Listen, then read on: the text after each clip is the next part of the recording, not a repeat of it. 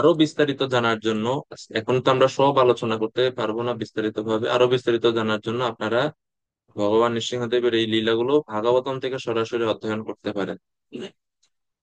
তো আমরা সবাই মোটামুটি এই লীলাটা সংক্ষিপ্ত ভাবে জানি যে কিভাবে প্রহ্লাদ মহারাজ, তিনি হচ্ছেন হিরণ্যকশিপুর পুত্র,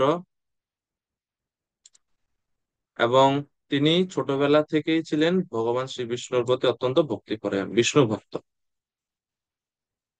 এবং এই কারণে প্রহ্লাদ মহারাজ তার পিতার এত বেশি প্রিয় ভাজন ছিলেন না।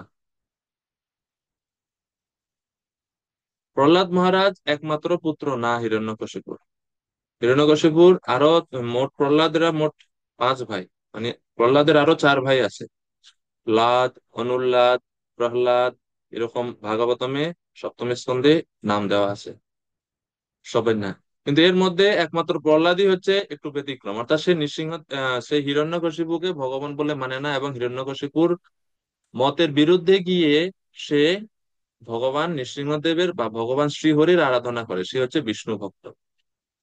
তো তখন হিরণ্যকশিপু তার পুত্রকে সৎ পথে ফিরিয়ে আনার জন্য অনেক চেষ্টা করলেন। গুরুকুলে পাঠালেন ষণ্ড এবং অমর্ক, তারা অনেক চেষ্টা করলেন শিক্ষা দিয়ে প্রহ্লাদকে সৎ পথে আনার জন্য। যদিও এটা প্রকৃত সৎ পথ না, কিন্তু হিরণ্যকশিপুর মতে আনার জন্য তারা চেষ্টা করেছিলেন, কিন্তু ওনারা সফল হননি। পরে একদিন ষণ্ড এবং অমর্ক তাদের কাছে জিজ্ঞেস করছিলেন হিরণ্যকশিপু যে কি অবস্থা, প্রহ্লাদের পড়াশোনা কেমন চলছে। তখন ষণ্ড এবং অমর্ক বলছে যে মহারাজ, আপনার পুত্র প্রহ্লাদ মহারাজ পড়াশোনা ঠিক মতো করছে না, সে বিষ্ণু ভক্তিতে রত। তখন হিরণ্যকশিপু এটা একটু যাচাই করার জন্য একদিন ছেলেকে খুব আদর করে কোলে বসিয়ে জিজ্ঞেস করছেন যে বাবা, তুমি যে প্রতিদিন স্কুলে যাচ্ছ, কি পড়াশোনা করছো, কি কি শিখলে বলো তো আমাকে একটু, তোমার সবচেয়ে কোন সাবজেক্টটা সবচেয়ে বেশি ভালো লাগে সেই বিষয়ে কিছু বলো আমাকে। হিরণ্যকশিপু প্রহ্লাদকে জিজ্ঞেস করছে। স্বাভাবিকভাবে ছাত্রদের বিভিন্ন বিষয় প্রিয় হয়। প্রহ্লাদ শুরু করছে, নতে বিদু স্বার্থ গতিম হি বিষ্ণু দুরাশয়া ये বহিরর্থ মানিনা অন্ধাম যথান্ধৈ উপনীয়মানাত্যপিশতন্ত্রাম গুণনাম নিবদ্ধা। প্রহ্লাদ বলছে, পিতাজি, আমার প্রিয় সাবজেক্ট হচ্ছে নতে বিদু স্বার্থ গতিম হি বিষ্ণু। আমার প্রিয় সাবজেক্ট হচ্ছে বিষ্ণু ভক্তি, এবং আমি ভগবান বিষ্ণু ভক্তি, ভগবান বিষ্ণুর এই কথা বা আলোচনা, এটাতে আমার সবচেয়ে বেশি ভালো লাগে, এবং আমি এইটাতে সবসময় ব্যস্ত থাকতে চাই। আর যখনই শুনলেন পুত্রের মুখ থেকে বিষ্ণুর কথা, সাথে সাথে হিরণ্যকশিপুর রূপ পরিবর্তন হয়ে গেল। এতক্ষণ পর্যন্ত যে স্নেহ, ভালোবাসা পুত্রের প্রতি তিনি প্রদর্শন করছিলেন, সব শূন্যে মিশে গেল। এটা এই জড় জগতেও আমরা দেখতে পাই যে স্বার্থান্বেষী মানুষ, তাদের স্বার্থে যখনই আঘাত পড়ে, সাথে সাথে তাদের সমস্ত রূপ পরিবর্তন হয়ে যায়। আসরিক স্বভাব সম্পন্ন মানুষদের এটা হচ্ছে স্বভাব। তারা তাদের স্বার্থটাকে সবকিছুর ঊর্ধ্বে বিচার করে। সম্পর্কের থেকেও, ভালোবাসার থেকেও স্বার্থটা তাদের কাছে সবচেয়ে বেশি গুরুত্বপূর্ণ বলে তারা মনে করে। তো এই জন্য হিরণ্যকশিপুর নামের মধ্যেই তার স্বভাব, তার স্বার্থ আমরা বুঝতে পারি। হিরণ্যকশিপু শব্দের অর্থ কি? এটা তার নাম, কিন্তু বৈদিক যুগে ব্যক্তির নামের সাথে তার স্বভাব, তার সমগ্র জীবন আচার এর প্রতিফলিত হতো তার নামের মধ্যে দিয়ে। যেরকম আমরা জানি যে দুর্যোধন, দুঃশাসন, ধৃতরাষ্ট্র, এগুলো ওনাদের নাম, এবং সেই নামের বিভিন্ন অর্থও আছে। কিরকম অর্থ? যেমন ধৃতরাষ্ট্র কাকে বলা হয়? যে রাজা অন্যায়ভাবে তার রাজ্যকে, তার সিংহাসনকে ধরে রাখতে চায়, তিনি হচ্ছেন ধৃতরাষ্ট্র। তো আমরা দেখি পুরো ধৃতরাষ্ট্রের সারা জীবন তিনি অন্ধ ছিলেন, কিন্তু তারপরেও তার সিংহাসনের প্রতি লোভ ছিল অত্যন্ত বেশি। ধৃতরাষ্ট্র না। দুর্যোধন শব্দের অর্থ কি? যে রাজা বিনা কারণে, অর্থাৎ অন্যায় কারণে, মানে হচ্ছে খারাপ বা অন্যায়, অন্যায় কারণে যে রাজা শুধু শুধু যুদ্ধ করতে চায়, তিনি হচ্ছেন দুর্যোধন। এবং দুঃশাসনকে, সুশাসনের বিপরীত হচ্ছে দুঃশাসন। যে অন্যায়ভাবে শাসন করে, প্রজাদেরকে অত্যাচার করে, সে হচ্ছে দুঃশাসন। তো এইভাবে নামের অর্থ রয়েছে বৈদিক শাস্ত্রে সবারই। তো একই রকম ভাবে হিরণ্যকশিপু নামেরও অর্থ আছে। কি অর্থ? হিরণ্য যোগ কশিপু, এই দুইটা শব্দ এর একসাথে হচ্ছে হিরণ্যকশিপু। হিরণ্য মানে হচ্ছে স্বর্ণ বা ধন সম্পত্তি, এবং কশিপু মানে হচ্ছে নরম বিছানা। অর্থাৎ যেই ব্যক্তি ধন সম্পত্তি, অর্থ প্রতিপত্তি ইত্যাদির প্রতি অত্যন্ত আসক্ত, এবং কশিপু মানে হচ্ছে নরম বিছানা। নরম বিছানা মানে হচ্ছে অবৈধ আহ সঙ্গ, অর্থাৎ ইন্দ্রিয় তৃপ্তি। তো এই ইন্দ্রিয় তৃপ্তির প্রতি যে আসক্ত, এবং যে ধন সম্পত্তি পদমর্যাদা ইত্যাদির প্রতি অত্যন্ত রূপে আসক্ত, হিরণ্যের প্রতি আসক্ত, স্বর্ণের প্রতি আসক্ত, সেই হচ্ছে হিরণ্যকশিপু।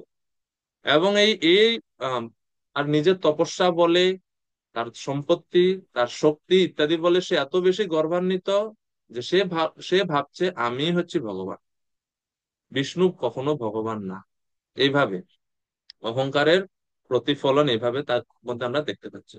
তো তখন হিরণ্যকশিপু তার পুত্রকে কোল থেকে ছুঁড়ে ফেলে দিলেন নিচে, যে কে তোমাকে এই বিষ্ণু ভক্তি শিখিয়েছে, কোথায় থাকে বিষ্ণু? আর যখন দেখলেন যে অনেক চেষ্টা করেও ছেলেকে আর শুধরানো যাচ্ছে না, তখন হিরণ্যকশিপু ভাবলেন যে বৃহত্তর স্বার্থে ক্ষুদ্রতর স্বার্থ ত্যাগ করা উচিত। এই ছেলে যদি জীবিত থাকে, সে আরো বাদ বাকি 10 জনকেও বিষ্ণু ভক্তের শিক্ষা দিবে, সবচেয়ে ভালো একে আমি রাস্তা থেকে সরিয়ে দেব। অর্থাৎ নিজে তার পুত্রকে হত্যা করার জন্য নির্দেশ দিয়ে দিলেন। সমস্ত ভয়ঙ্কর অসুররা তাদের ভয়ঙ্কর অস্ত্রশস্ত্র নিয়ে বিভিন্ন পদ্ধতিতে চেষ্টা করছে কিভাবে প্রহ্লাদকে হত্যা করা যায়, বধ করা যায়। কিন্তু ভগবানের কৃপাতে, ভগবান শ্রীহরির কৃপাতে সর্ব অবস্থায় প্রহ্লাদ মহারাজ সমস্ত বিপদ থেকে রক্ষা পেয়েছিলেন। কেননা প্রহ্লাদ মহারাজ প্রত্যেকটা মুহূর্তে, প্রত্যেকটা সময়ে ভগবান শ্রীহরিকে স্মরণ করে রাখতেন। এই কারণে ভগবানকে স্মরণের প্রভাবে, এবং তার স্মরণটা ভগবানকে এত বেশি তীব্রতর ভাবে তিনি স্মরণ করছেন যে তার স্মরণ প্রভাবে তিনি সমস্ত বিপদ থেকে মুক্ত হন। কোনো বিপদ তাকে কোনো প্রকার কষ্ট দিতে পারেনি। যেমন দৈত্যগণ প্রহ্লাদকে বিষ মিশ্রিত অন্ন খাইয়েছিলেন, বিষ খাইয়েছিলেন, পৃথিবীর সবচেয়ে ভয়ঙ্কর তীব্র বিষ, কালকূট বিষ, সেটা দ্বারা অন্ন মাখিয়ে তাকে খাওয়াইছিলেন। কিন্তু সেই বিষ আর কোনো তার প্রহ্লাদ মহারাজের শরীরে কোনো প্রভাব বিস্তার করতে পারেনি।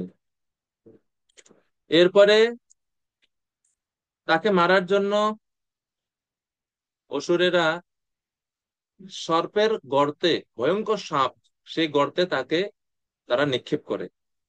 কিন্তু সাপের গর্তে যখন প্রবেশ করে, সাপ কামড়াচ্ছে, কিন্তু কোনো বিষ আর প্রভাবিত করতে পারছে না প্রহ্লাদ মহারাজ। তাকে তাকে প্রজ্বলিত অগ্নিতে নিক্ষেপ করা হলো প্রহ্লাদকে পুড়িয়ে মারার জন্য। কিন্তু আগুনের মধ্যে গিয়ে প্রহ্লাদ মহারাজের শীতল অনুভব হচ্ছে, কোনো তাপ ওনার প্রহ্লাদ মহারাজ অনুভব করছেন না। এইভাবে এরপরে তাকে ডুবিয়ে মারার জন্য, সমুদ্রে ডুবিয়ে মারার জন্য তার সারা শরীরে পাথর বেঁধে অসুরেরা সমুদ্রে নিক্ষেপ করছে। পাথর কেন বাঁধা হলো? কারণ ছোট বালক তো হয়তো কোনো কারণে হয়তো ভেসে যেতে পারে, তো কোনো মানে চান্স যাতে না থাকে বাঁচার জন্য, এই জন্য নিক্ষিপ্ত করলেন সাগরে।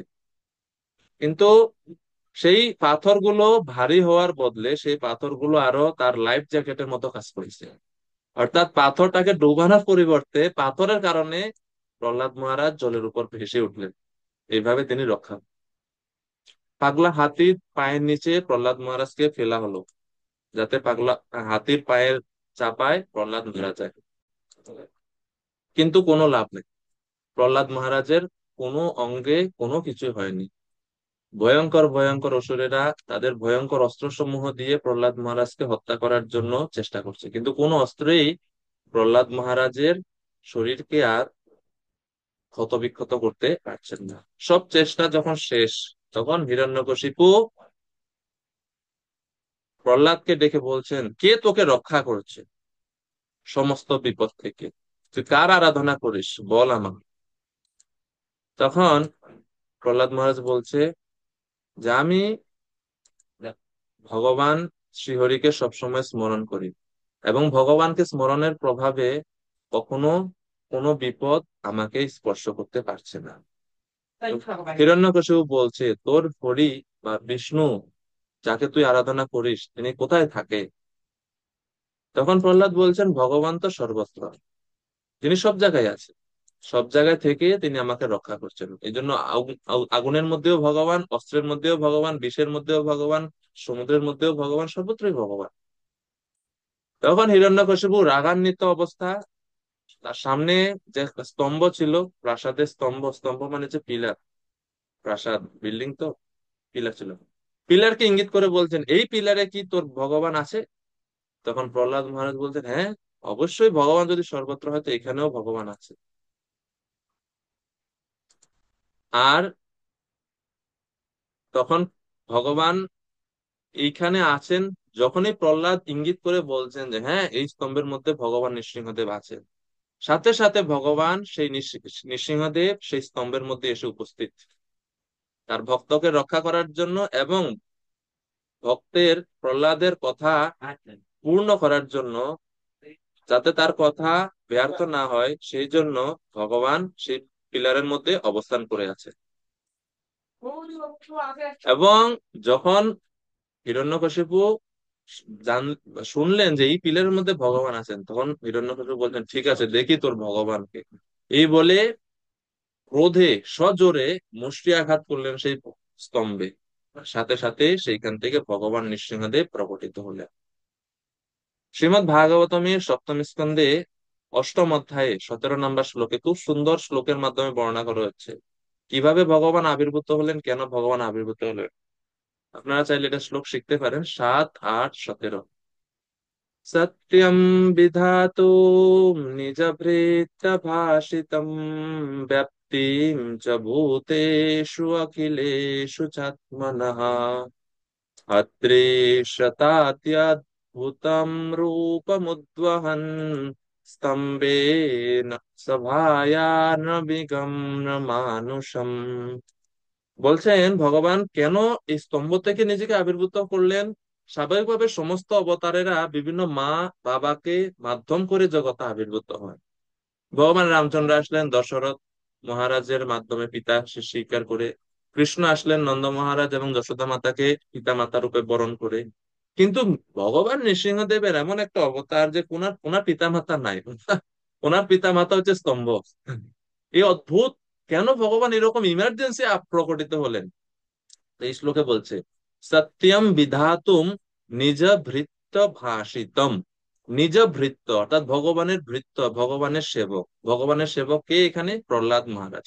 প্রহ্লাদ মহারাজের ভাষিতম, তার ভাষ্য, তার কথাকে সত্য প্রমাণিত করার জন্য, সত্যম বিধাতুম সত্য প্রমাণিত করার জন্য, যে ভগবান যিনি ব্যাপ্তিম চ ভূতেষু অখিলেষু চাত্মন, যিনি সর্বব্যাপ্ত, সমস্ত ভূতের হৃদয়ে, সমস্ত বস্তুর হৃদয়ে, সমস্ত অনুপরমাণুর ভিতরে যে ভগবান অবস্থান করেন, ব্যাপ্তিম চ ভূতেষু অখিলেষু চাত্মনঃ, সেই ভগবান দৃশ্যতা অতি অদ্ভুতম রূপম উদ্বহন, এমন একটা রূপ ধারণ করলেন যে রূপ অদৃশ্যতা, কেউ কখনো পূর্বে কখনো দেখেনি কেউ এরকম রূপ।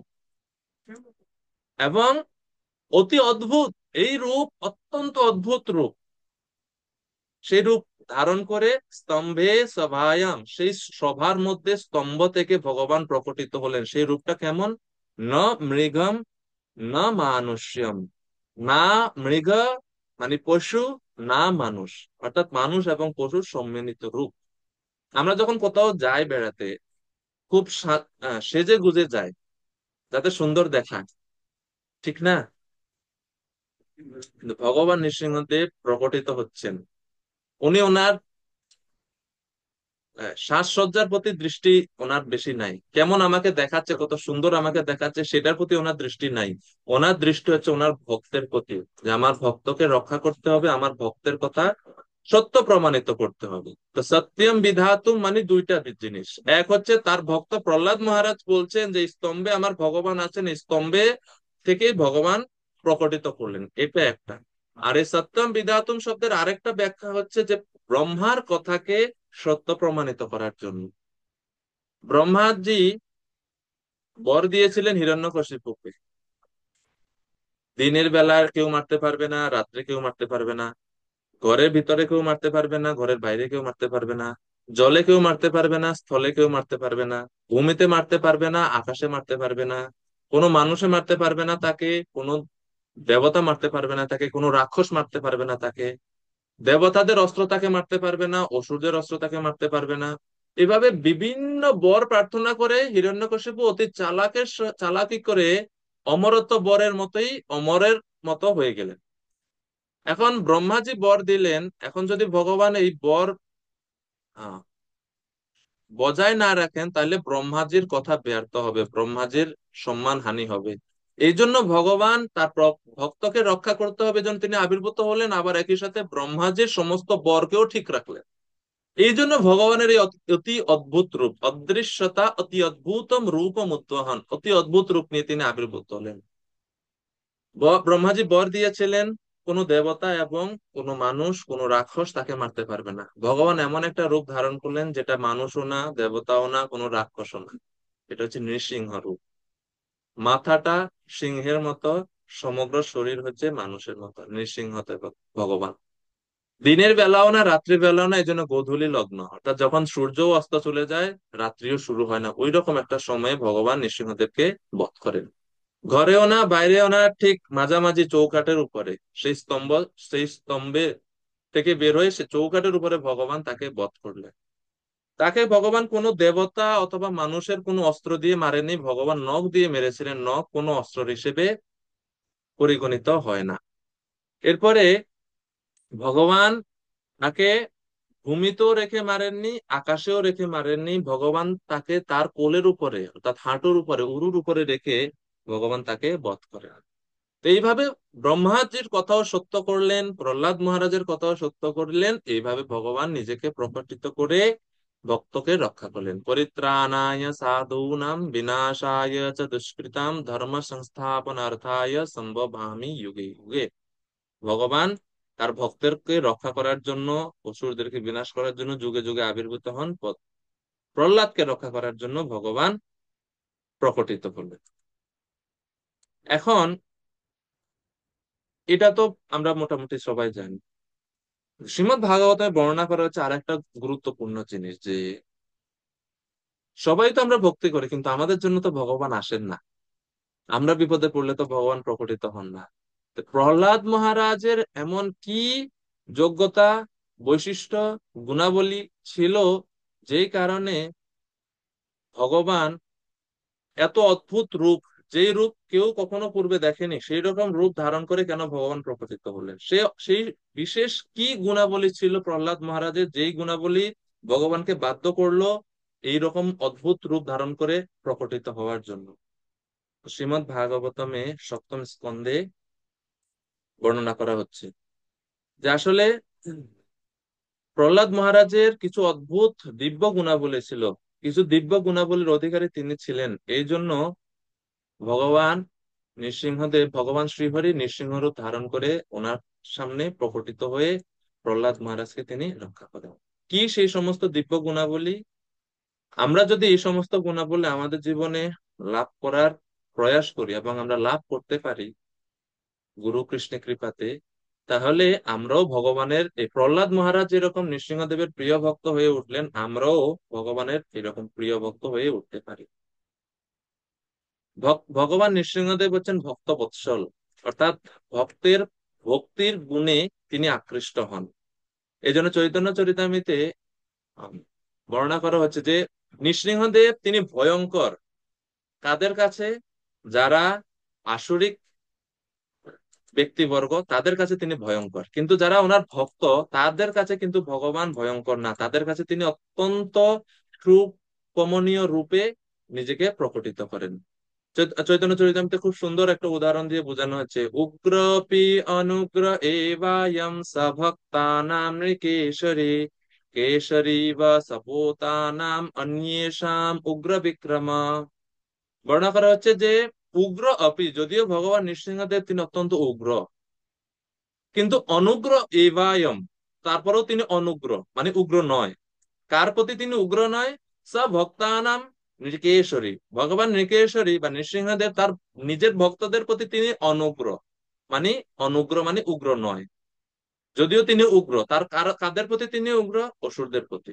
তো উদাহরণ দিয়ে বুঝাচ্ছে যে কেশরী বা সপোতানাম অন্যেষাম উগ্র বিক্রমঃ। কেশরী মানে হচ্ছে সিংহ। যেরকম আমরা দেখি সিংহ অন্য সমস্ত প্রাণীদের প্রতি অত্যন্ত ভয়ঙ্কর, সমস্ত প্রাণীদের কাছে যম সদৃশ। সেই হিংস্র সিংহ তার নিজের শাবকদের কাছে অত্যন্ত প্রিয়। মানে শাবকেরা অর্থাৎ সিংহের বাচ্চারা যখন সিংহকে দেখে তাদের কাছে সিংহ কিন্তু ভয়ঙ্কর না, তাদের চোখে সিংহ ভয়ঙ্কর না, এবং সিংহ তার হিংস্র আচরণ বাচ্চাদের সাথেও দেখায় না। তার সিংহের হিংস্র আচরণটা হচ্ছে অন্য পশুদের জন্য। তো এইরকম ভাবে ভগবান নৃসিংহদেব তার ভক্তদের প্রতি অত্যন্ত কৃপাপরায়ণ।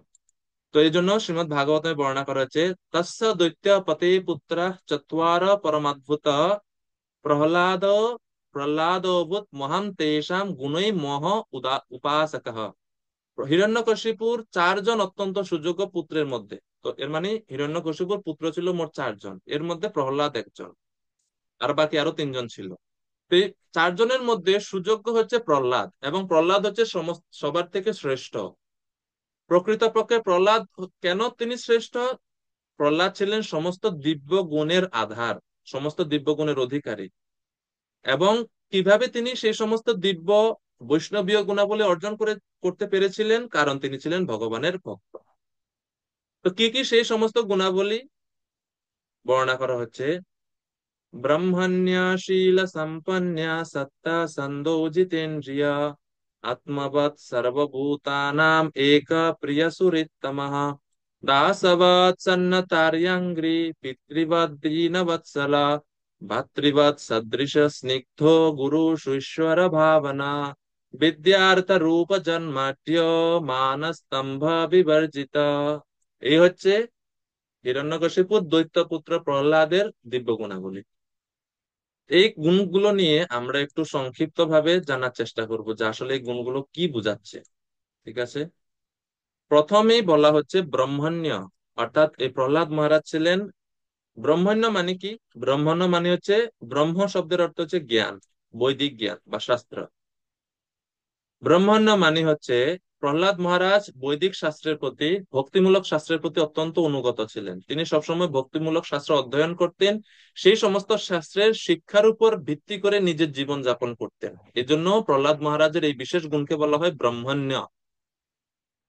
এবং এই ব্রাহ্মণ্য শব্দের আরেকটা অর্থ হচ্ছে তিনি সবসময় ব্রাহ্মণদের অনুগত ছিলেন, ব্রাহ্মণদের উপদেশ অনুসারে তার জীবন যাপন করতেন, এবং রাজ্য শাসন করেছেন তিনি পরবর্তীতে যখন তিনি রাজা হন। তো এই হচ্ছে ব্রাহ্মণ্য। এখান থেকে আমরা কি শিক্ষা লাভ করতে পারি? স্বেচ্ছাচারী জীবনযাপন না করে বৈদিক শাস্ত্রাদিতে যেই রকম ভাবে নির্দেশ করা হয়েছে সেই রকম ভাবে আমাদের জীবনযাপন করা উচিত। তার ফলে আমরাও ভগবানের প্রিয় হতে পারবো। দ্বিতীয় বৈশিষ্ট্য বা গুণ বর্ণনা করা হচ্ছে শীল সম্পন্ন। শীল সম্পন্ন মানে হচ্ছে কি? শীল মানে হচ্ছে নম্রতা, বিনয়ী স্বভাব। চৈতন্য মহাপ্রভু আমাদের শিক্ষা দিয়েছেন শিক্ষাষ্টকমে, যদি কীর্তনীয় সদাহরি হতে হয় তাহলে আমাদের আচরণ, আমাদের জীবন আচার কেমন হওয়া উচিত, কেমন আচরণ আমাদের হওয়া উচিত। চৈতন্য মহাপ্রভু বলছেন, তৃণাদপি সুনিচেন তরোরপি সহিষ্ণুনা অমানিনা মানদেনা কীর্তনীয়া সদা হরি। তৃণাদপি সুনিচেন, তৃণাদ অপি তৃণ থেকেও নিচ, অত্যন্ত বিনয়ী। তো সেই রকম নম্র বিনয়ী স্বভাবের ছিলেন প্রহ্লাদ মহারাজ। এবং বর্ণনা করা হচ্ছে শাস্ত্রে হিত উপদেশে যে মানুষ যদি সে যদি শীল সম্পন্ন না হয় তাহলে সে মানুষ না, সে আসলে দু পায়ে পশু, দ্বিপদ পশু সে। येषां न विद्या न तपो न दानम ज्ञानम न शीलम न गुणो न धर्म ते मर्त लोके भुवि भार भूत्वा मनुष्य रूपेण मृगश्चरन्ति। যেই ব্যক্তি মনুষ্য জীবন লাভ করা সত্ত্বেও ন বিদ্যা বৈদিক শাস্ত্রাদি অধ্যয়ন করে না, ন তপ তপস্যা করে না, ন দানম দান করে না, ন জ্ঞানম জ্ঞান নাই যার, তত্ত্ব জ্ঞানহীন যে ব্যক্তি, ন শীলম যে, এই যে দ্বিতীয় গুণ প্রহ্লাদ মহারাজের, শীল সম্পন্ন। শীলম মানে হচ্ছে যার বিনয় নাই, যার আচরণ সদ আচার না, শীল।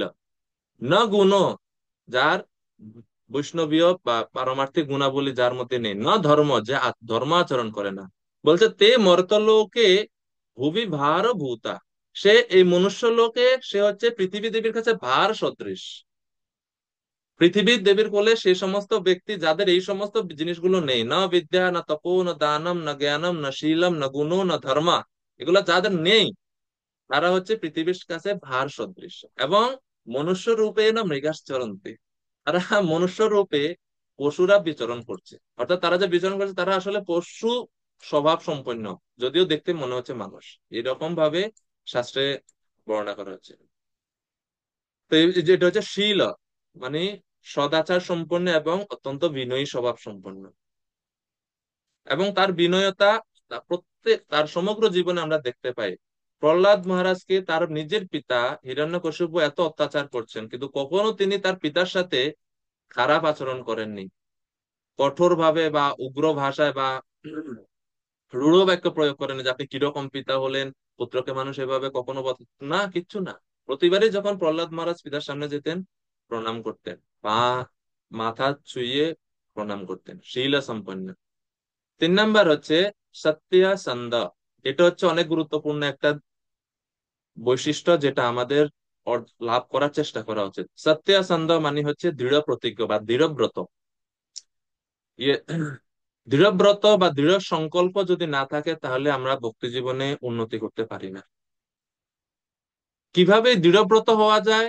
ভগবত গীতা ভগবান বলছেন, येषां त्वन्तगतं पापं जनानां पुण्यकर्मणां ते দ্বন্দ্বমোহ নির্মুক্তা ভজন্তে মাম দৃঢ়ব্রতা। দৃঢ়ব্রত সহকারে তারাই আমার ভজনা করতে পারে যারা পাপ এবং পুণ্য থেকে মুক্ত হয়ে গেছে।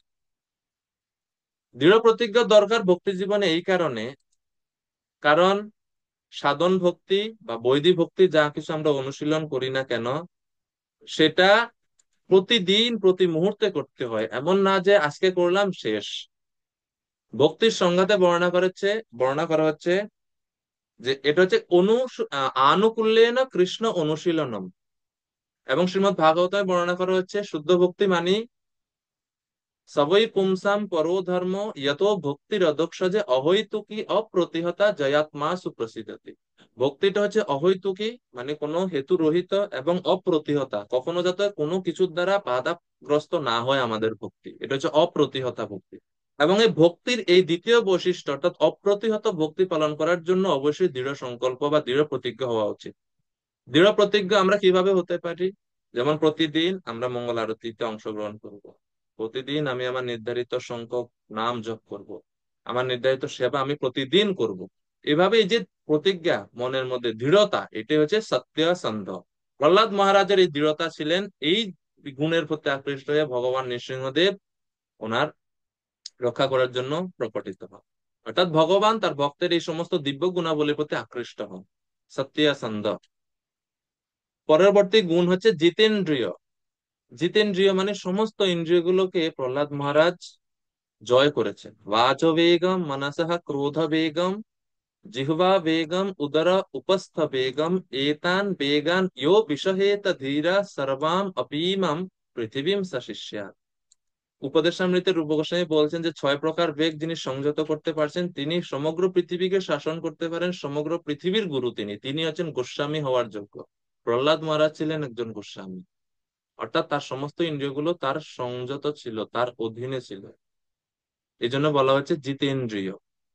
এবং ইন্দ্রিয় কিভাবে সংযত হয়? আমাদেরও ইন্দ্রিয় সংযত করা উচিত। ইন্দ্রিয় যদি বিচলিত হয় তাহলে আমাদের ভক্তিপথে সেটা বাধা সৃষ্টি করে। তো বলা হচ্ছে আহ কিভাবে আমরা আমাদের ইন্দ্রিয়গুলোকে সংযত করব। ইন্দ্রিয়কে সংযত করার মাধ্যম হচ্ছে ভগবানের সেবায় সমস্ত ইন্দ্রিয়গুলোকে যুক্ত করা। ঋষিকেশ ঋষিকেন ঋষিকেশা সেবনম ভক্তির উচ্চতে। আমাদের প্রত্যেকটা ইন্দ্রিয়ের দ্বারা ঋষিকেশ ভগবান যিনি হচ্ছে ইন্দ্রিয়ের অধিপতি, তার সেবা করার নামই হচ্ছে ভক্তি। প্রত্যেকটা ইন্দ্রিয়কে ভগবত সেবায় নিযুক্ত করতে হবে। আর যদি আমরা আমাদের ইন্দ্রিয় সংযত করতে না পারি তাহলে কি হয়?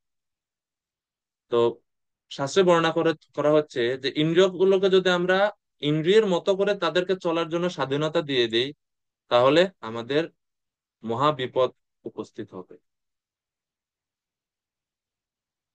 আমাদের যে পঞ্চ জ্ঞানেন্দ্রিয় রয়েছে, চক্ষু, কর্ণ, নাসিকা, জিহ্বা, ত্বক, এগুলো অত্যন্ত শক্তিশালী এবং অত্যন্ত ভয়ঙ্কর।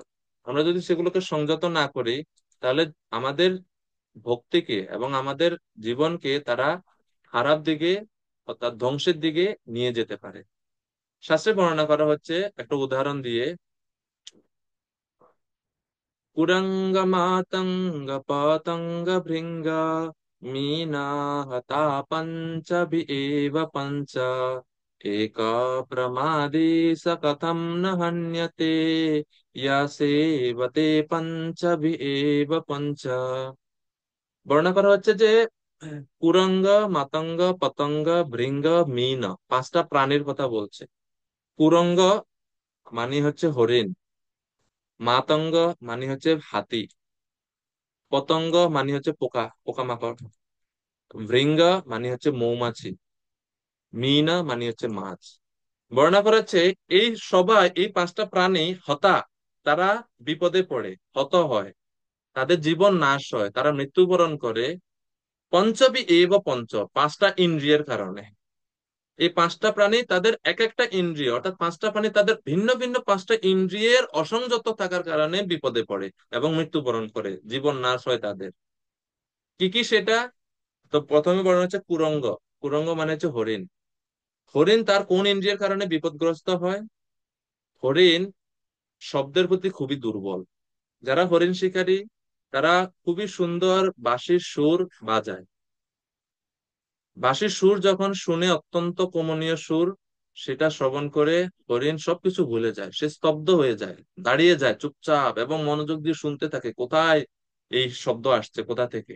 কান খুবই অ্যাক্টিভ, শ্রবণ ইন্দ্রিয়, এবং সে এই শব্দ কোন দিক থেকে আসছে সেই দিকে ধাবিত হয় এবং চারিদিকে কে আছে না আছে, কি চলছে, সে সবকিছু ভুলে যায়, তার পূর্ণ ফোকাসটা চলে যায় সে শব্দের প্রতি।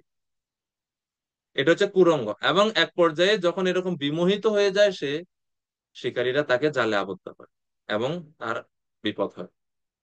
তো এইভাবে কুরঙ্গ বা হরিণ তার শ্রবণ ইন্দ্রিয়ের কারণে বিপদগ্রস্ত হয়। পরবর্তী হচ্ছে মাতঙ্গ। মাতঙ্গ মানে হচ্ছে হাতি, পাগলা হাতি।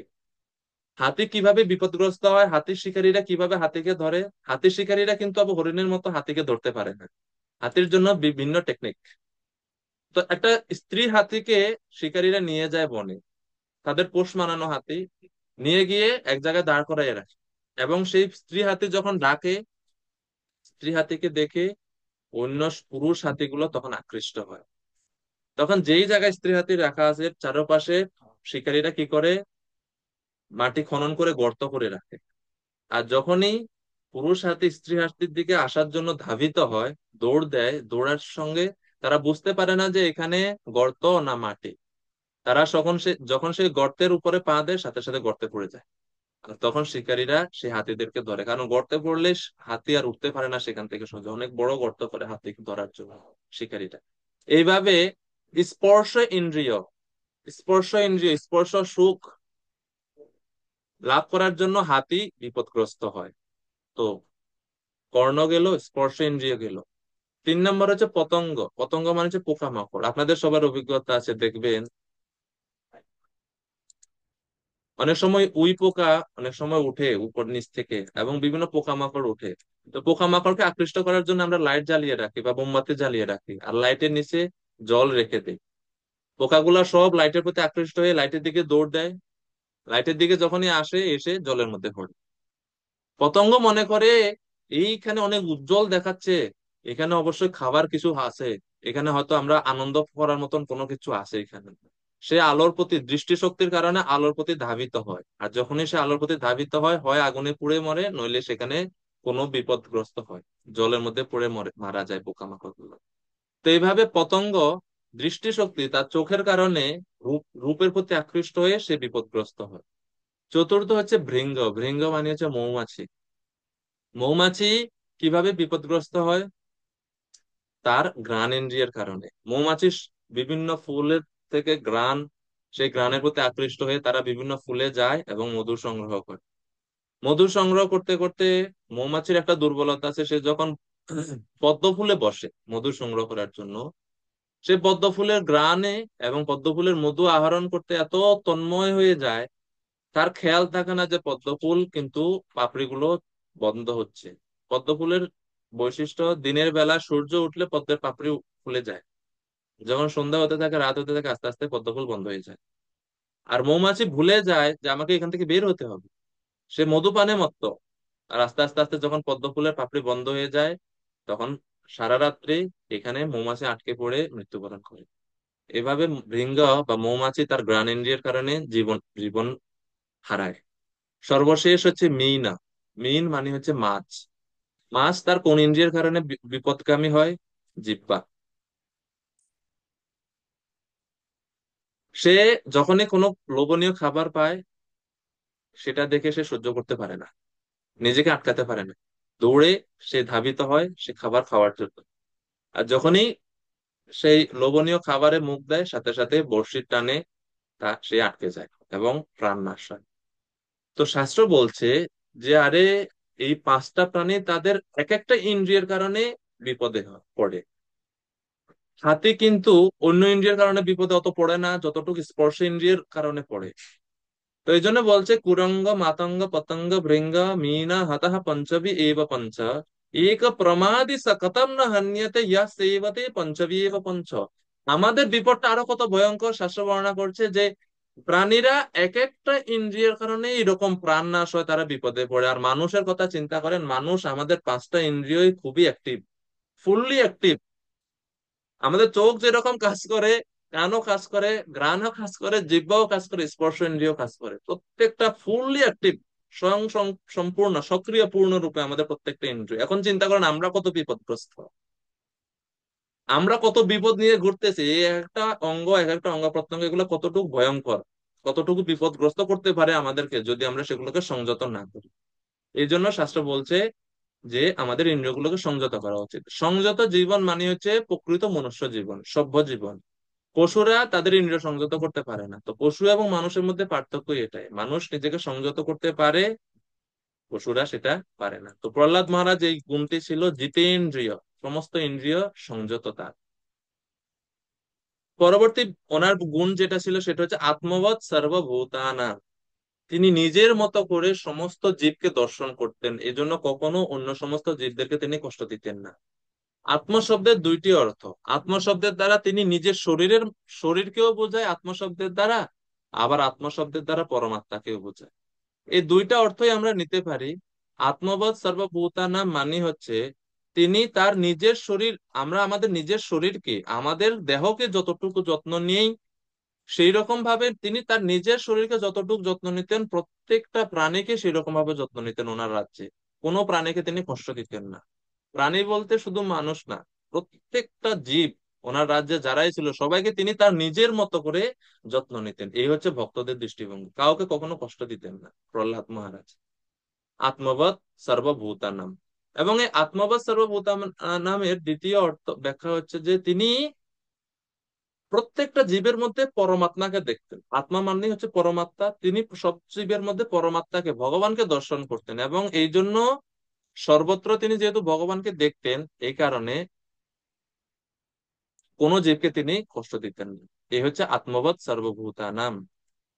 পরবর্তী গুণ প্রহ্লাদ মহারাজের বর্ণনা করা হচ্ছে এক প্রিয়া সুহৃত্তম। প্রহ্লাদ মহারাজ প্রত্যেকটা জীবের সুহৃৎ, প্রত্যেক জীবকে তিনি সুখী করতে চাইতেন, সবাই তার বন্ধু। তিনি হচ্ছেন সুহৃত্তম। প্রথম হচ্ছে সুহৃৎ, এর উপর হচ্ছে সুহৃত্তর, এর উপর হচ্ছে সুহৃত্তম। তো তিনি হচ্ছেন সুহৃত্তম, মানে সমস্ত জীবের এক, উনি হচ্ছেন সুহৃৎ, সর্বশ্রেষ্ঠ সুহৃৎ। কিভাবে তিনি সর্বশ্রেষ্ঠ সুহৃৎ সমস্ত জীবের? কেননা তিনি ছিলেন ভগবানের ভক্ত। এবং কোনো জীবের কোনো কিছু যখন দরকার হতো তিনি সেটা প্রয়োজনটা পূর্ণ করতেন। এবং সবচেয়ে বড় জিনিস যেটা, উনি ছিলেন সুরীততম এই কারণে, জীবের দুঃখ দুর্দশার মূল কারণ হচ্ছে ভববন্ধন, এই জড় জগতের প্রতি আসক্তি, দেহের প্রতি আসক্তি। তিনি ছিলেন সুহৃদতম। তিনি প্রত্যেক জীবকে তিনি ভগবত ভক্তি প্রচার করার মাধ্যমে তাদের এই দেহাত্ম বন্ধন ছিন্ন করার জন্য চেষ্টা করতেন।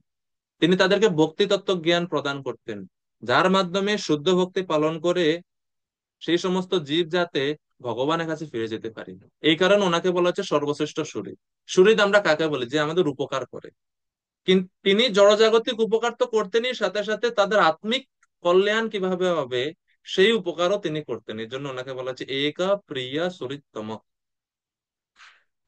পরবর্তীতে বর্ণনা করা হচ্ছে সপ্তম বৈশিষ্ট্য বা গুণ ছিল ওনার, এত গুণ ওনার, তো বিশেষ বিশেষ গুণের অধিকারী, কিন্তু তারপরেও তিনি ছিলেন দাসবৎ আরিয়া অঙ্ঘ্রি। আর্য মানে হচ্ছে যারা বয়োজ্যেষ্ঠ বা গুরুগণ আছে, তাদের সামনে প্রহ্লাদ মহারাজের আচরণ কেমন ছিল? দাসবৎ মানে দাসের মতো, অত্যন্ত বিনয়ী। মানে এত গুণ আছে ওনার মধ্যে কিন্তু কোনো অহংকার কাজ করে না। যখনই গুরুজনদের কাছে যেতেন, পিতার সামনে যেতেন, বয়োজ্যেষ্ঠ কাউকে দেখতেন, তিনি সম্মান করতেন, প্রণাম করতেন। দাসবৎ সন্ন্যতা আর্যঙ্ঘ্রি। পরবর্তী হচ্ছে পিতৃবৎ দীন বৎসলা। যারা দীন অর্থাৎ দুঃখ দুর্দশা ক্লিষ্ট ছিল, বিপদগ্রস্ত ছিল, তাদের কাছে তিনি ছিলেন পিতার মতো। সন্তান যেরকম পিতার কাছ থেকে সমস্ত সুযোগ সুবিধা প্রাপ্ত হয়, সমস্ত মানুষ যারাই ওনার কাছে আসতো সবাইকে তিনি এরকম পিতার মতো আদর করতেন এবং তাদের সমস্ত চাহিদা পূর্ণ করতেন। এরপরে পরবর্তী গুণ ভাতৃবৎ সদৃশ স্নিগ্ধ। অর্থাৎ যারা ওনার সমবয়সী ছিলেন তাদের প্রতি তিনি ভাইয়ের মতো, বন্ধুর মতো আচরণ করতেন, তাদের সাথে প্রতিযোগিতা করতেন না। বদ্ধজীবের একটা স্বভাব আছে, আমরা কি করি, আমাদের থেকে কেউ যদি বেশি গুণসম্পন্ন হয় তাকে দেখে আমরা হিংসা করি।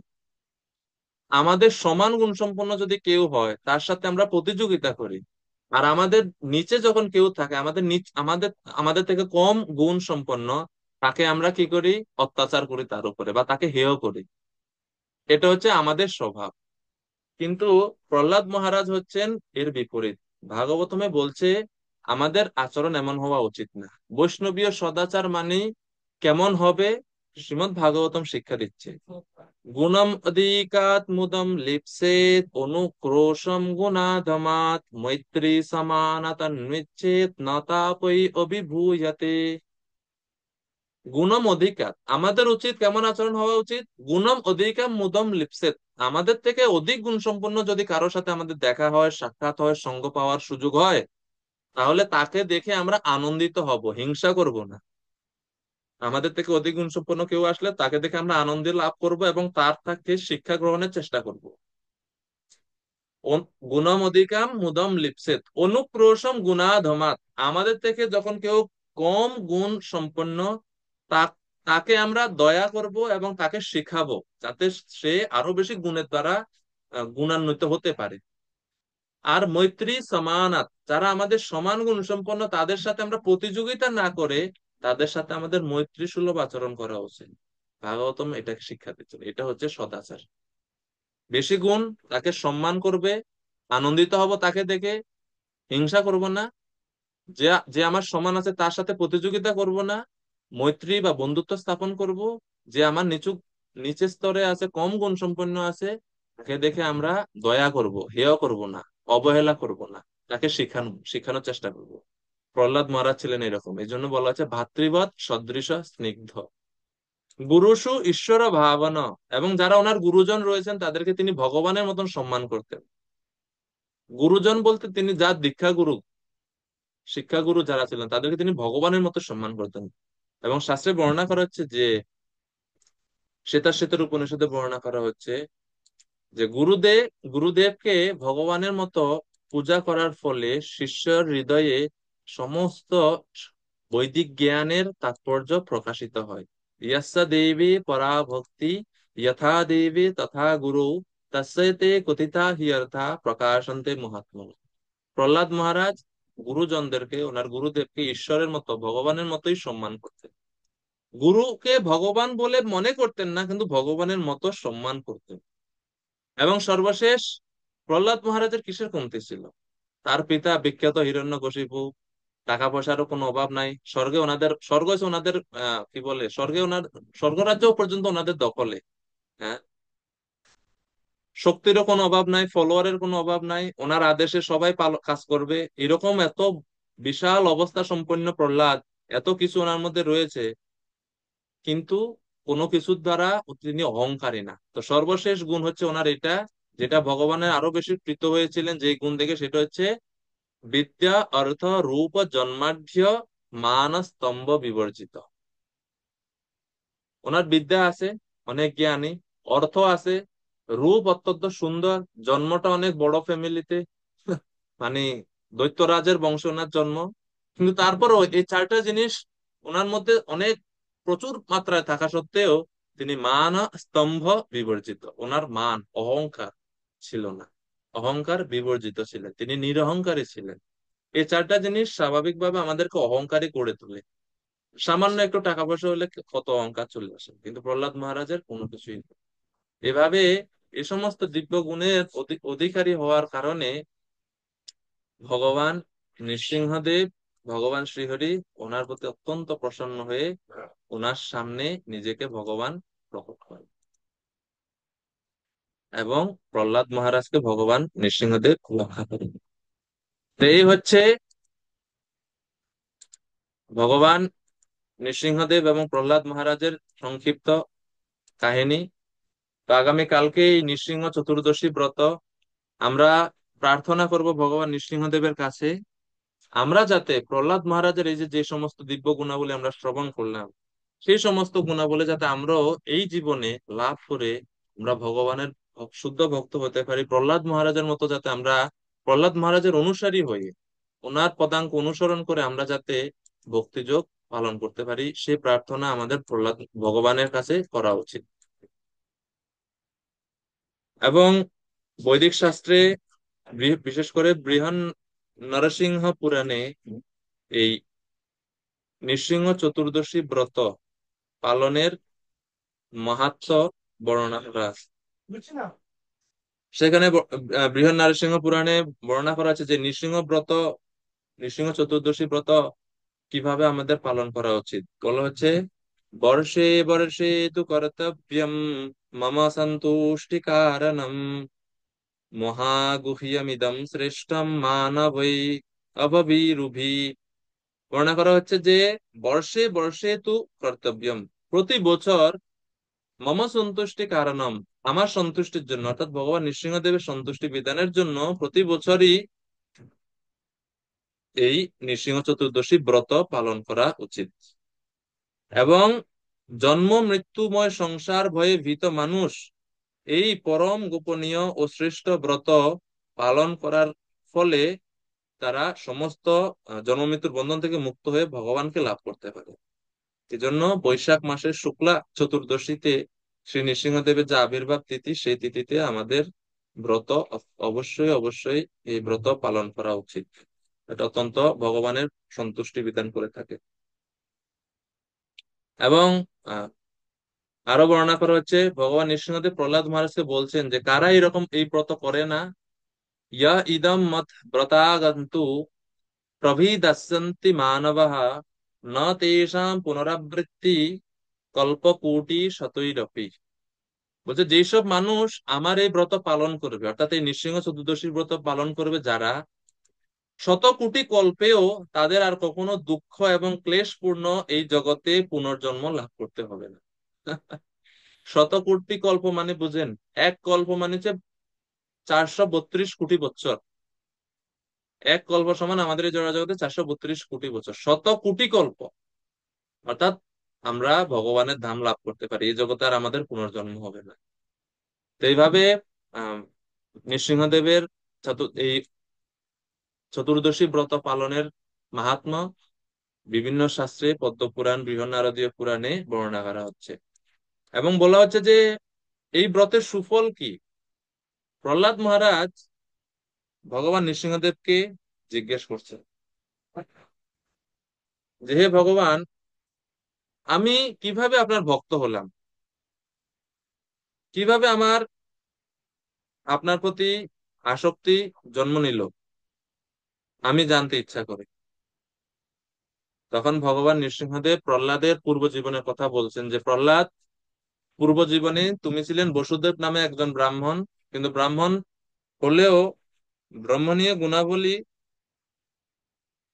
তোমার মধ্যে ছিল না, পাপাচারে লিপ্ত ছিলে, এবং এক নিচু শ্রেণীর এক কন্যার প্রতি, বেশ্যার প্রতি আসক্ত হওয়ার কারণে তোমার পিতা মাতা তোমাকে, তোমার উপর সন্তুষ্ট ছিল না।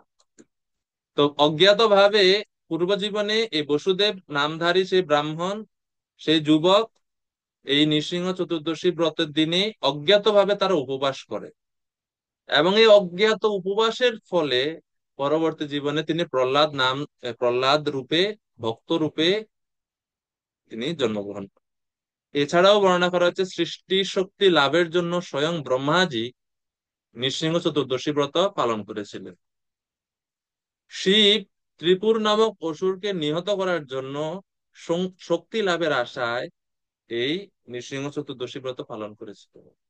দেবতারা যখন স্বর্গ রাজ্য হারিয়ে ফেললেন, স্বর্গ সুখ থেকে বঞ্চিত হলেন, তখন তারা স্বর্গের আবার প্রাপ্তির জন্য, স্বর্গ সুখ লাভের উদ্দেশ্যে তারা নৃসিংহ চতুর্দশী ব্রত পালন করেছেন। এর ফলে তারা তাদের স্বর্গরাজ্য পুনরায় ফিরে পেলেন। এবং শাস্ত্রে আরো বর্ণনা করা হচ্ছে এই ব্রতের প্রভাবে অনেক আহ আধ্যাত্মিক লাভের থেকে সাথে সাথে কিছু জড়জাগতিক লাভও আছে। যদিও ভক্তগণ আমরা এই জড়জাগতিক বস্তু সমূহ লাভের জন্য আকাঙ্ক্ষী না, কিন্তু শাস্ত্রে বর্ণনা করা হচ্ছে এরকম বিভিন্ন জড়জাগতিক আহ বর কি সেগুলো। তো বর্ণনা করা হচ্ছে যে এই ব্রত পালনের ফলে অপুত্রক, যাদের পুত্র সন্তান নেই, সন্তানাদি হয় না, তারা পুত্র লাভ করবে। অপুত্রক পুত্র লাভ করে। দরিদ্র ব্যক্তি ধনী হয়। দুর্বল ব্যক্তি, যারা দুর্বল শারীরিক ভাবে, তারা শক্তি লাভ করে। অল্পায়ু ব্যক্তি দীর্ঘায়ু লাভ করে। এইভাবে শাস্ত্রে বর্ণনা করা হচ্ছে ভগবান নৃসিংহদেবের এই ব্রত পালনের ফল। এবং কিভাবে আমরা এই ব্রত পালন করব, তো বর্ণনা করা হচ্ছে এই ব্রতের ফল, এর নিয়মাদি হচ্ছে যে চতুর্দশীর দিন অর্থাৎ আগামী কালকে প্রাত কালে ব্রহ্ম মুহূর্তে শয্যা ত্যাগ করে স্নান আদি করে তিলক আচমন করার পরে ব্রত সংকল্প করতে হবে। ব্রত সংকল্পের মন্ত্র রয়েছে। বৃহৎ নরসিংহ পুরাণে এই ব্রতের বিধি বিস্তারিতভাবে বর্ণনা করা হচ্ছে। বর্ণনা করা হচ্ছে প্রাতরুত্থায় কুর্বিতা নিয়মম মানসা স্মরণ মামেবা মদ্দিনে বৎস দন্ত ধাবন পূর্বকম। ব্রহ্ম মুহূর্তে দন্ত ধাবন করে, অর্থাৎ দাঁত মাজার পরে, ব্রাশ করার পর, স্নান করে ভগবানকে স্মরণ করতে হবে। তিলক করার পরে ভগবানকে স্মরণ করে এই সংকল্প করতে হবে। কি সংকল্প? সংকল্প মন্ত্রটা কি? ব্রত সংকল্পের মন্ত্র হচ্ছে এটা: শ্রী নৃসিংহ মহাভীম দয়াম কুরু মমোপরি অদ্যাহম তে বিধাস্যামি ব্রতম নির্বিঘ্নতাম নয়া। হে, এর অর্থ হচ্ছে এটা হচ্ছে সংকল্প মন্ত্র। শ্রী নৃসিংহদেব মানে হে ভগবান নৃসিংহদেব, মহাভীম যিনি, হে ভগবান যিনি হচ্ছেন মহাভীম, দয়াম কুরু মমোপরি, আমার প্রতি আপনি কৃপা প্রদর্শন করুন। অদ্য অহম তে বিধাস্যামি ব্রতম নির্বিঘ্নতাম নয়, আমি আজকে আপনার সন্তুষ্টি বিধানের জন্য এই ব্রত অনুষ্ঠান করছি, তা যাতে নির্বিঘ্নে সম্পন্ন হয় সেই কৃপা আপনি আমাকে করুন। এই ব্রত সংকল্প মন্ত্র বলে ভগবানের এই ব্রত শুরু করবো আমরা ব্রহ্ম মুহূর্ত থেকে। তো সকাল থেকে সন্ধ্যা পর্যন্ত উপবাস, নির্জল উপবাস থাকলে সবচেয়ে ভালো।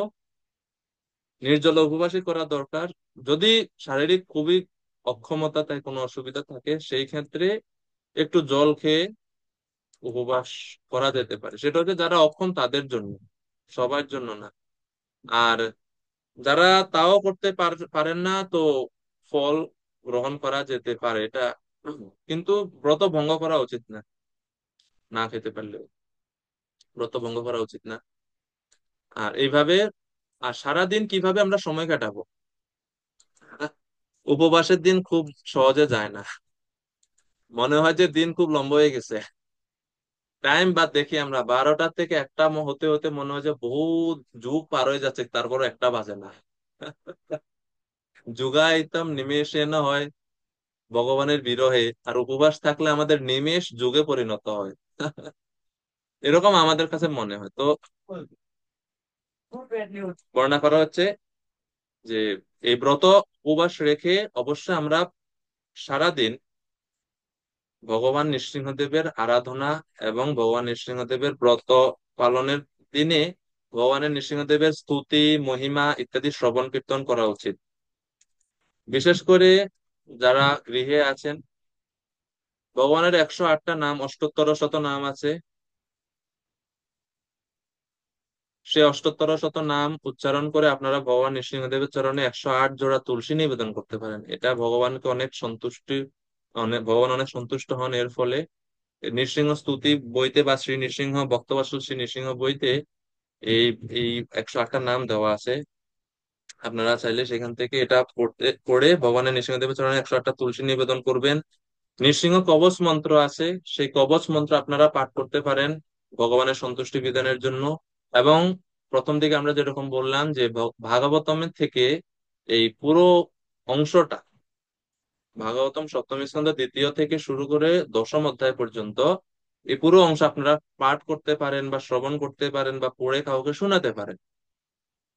মন্দিরগুলোতে স্বাভাবিকভাবে যারা ব্রাহ্মণ দীক্ষিত ভক্ত ওনারাই নৃসিংহদেবের অভিষেক করেন, আর অন্য ভক্তরা দর্শন করে পুষ্পাঞ্জলি দিতে পারে, এরকম ভাবে মন্দিরে পালন করা হয়। তো এই হচ্ছে ভগবান নৃসিংহদেবের ব্রত পালনের সংক্ষিপ্ত নিয়ম। এবং পুরো দিন আমাদের চেষ্টা করা উচিত সমস্ত প্রকার পাপ কর্ম থেকে এবং সমস্ত প্রকার অপরাধ থেকে নিজেদেরকে দূরে রাখার জন্য। ভক্তরা এমনিতেই পাপ কর্ম করার কোনো অনুমতি নাই।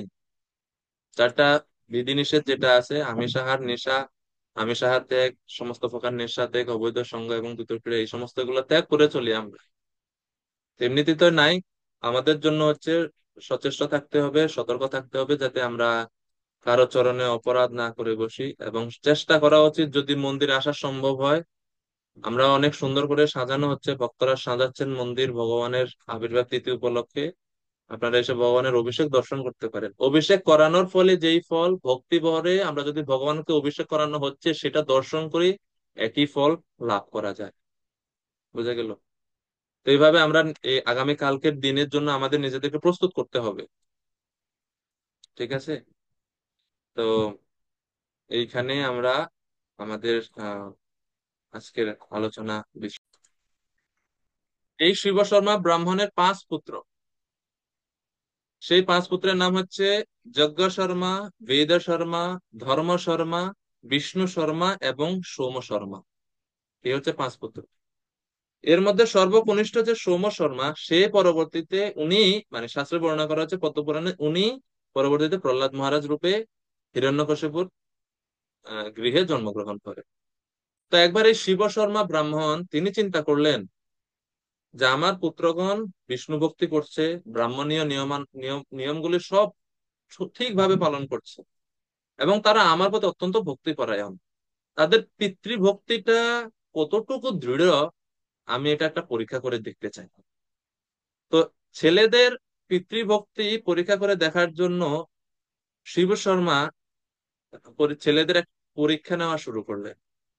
তিনি ওনার যোগ বলে, মায়া শক্তির দ্বারা, ছলনার মাধ্যমে তিনি দেখালেন যে, তিনি এরকম দেখালেন ছেলেদেরকে যে তাদের মা, অর্থাৎ শিব শর্মার স্ত্রী প্রবল জ্বরে আক্রান্ত হয়ে, রোগাক্রান্ত হয়ে মৃত্যুবরণ করলো। এখন এটা মায়ার দ্বারা রচিত। শিব শর্মা এটা মায়া দ্বারা এটা দেখাচ্ছে যে তাদের মা রোগের দ্বারা, প্রবল জ্বরের দ্বারা আক্রান্ত হয়ে মৃত্যুবরণ করে। মায়ের মৃত্যুতে পুত্ররা অত্যন্ত শোকান্বিত। এখন পিতা, মানে শিব শর্মা, বড় ছেলেকে বলছে ছেলেরা জিজ্ঞেস করছে যে পিতা এখন আমাদের কি করে কর্তব্য, কিভাবে আমরা মায়ের দেহ সৎকার করব।